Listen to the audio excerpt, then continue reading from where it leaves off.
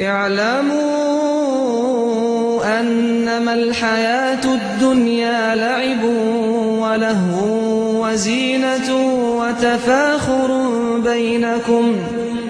وتفاخر بينكم وتكاثر في الأموال والأولاد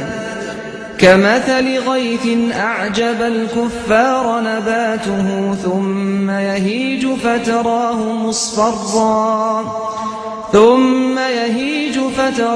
مصفرا ثم يكون حطاما وفي الآخرة عذاب شديد ومغفرة من الله ورضوان وما الحياة الدنيا إلا متاع الغرور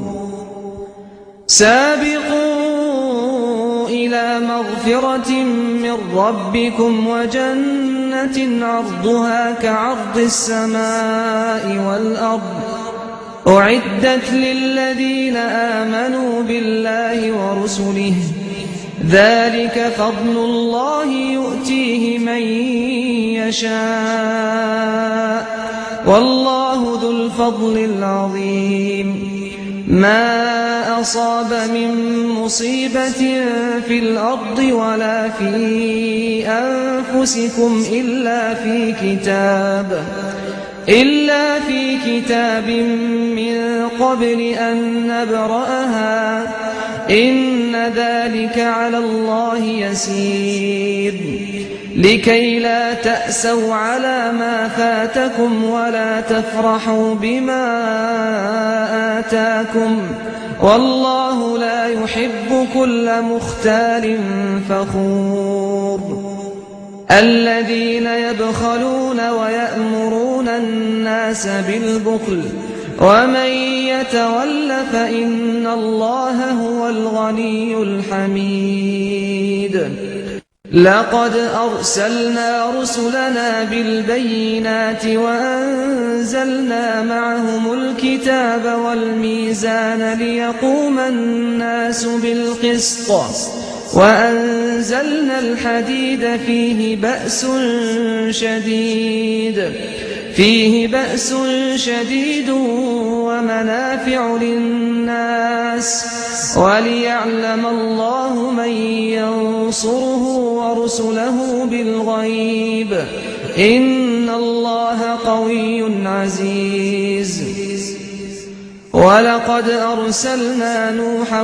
وإبراهيم وجعلنا في ذريتهما النبوة والكتاب فمنهم مهتد وكثير منهم فاسقون ثم قفينا على آثارهم برسلنا وقفينا بعيسى ابن مريم وآتيناه الإنجيل وجعلنا في قلوب الذين اتبعوه رأفة ورحمة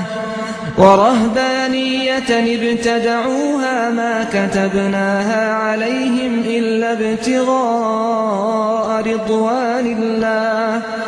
فما رعوها حق رعايتها فآتينا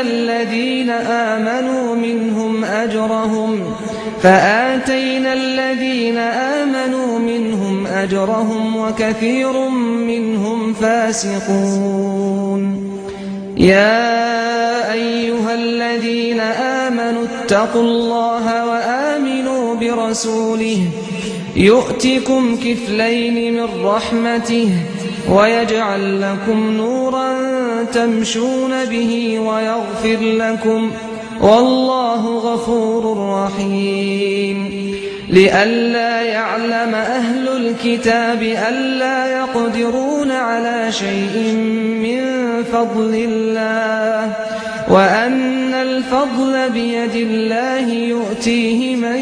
يشاء والله ذو الفضل العظيم. كنا مع تلاوة مباركة للقارئ الشيخ سعد الغامدي.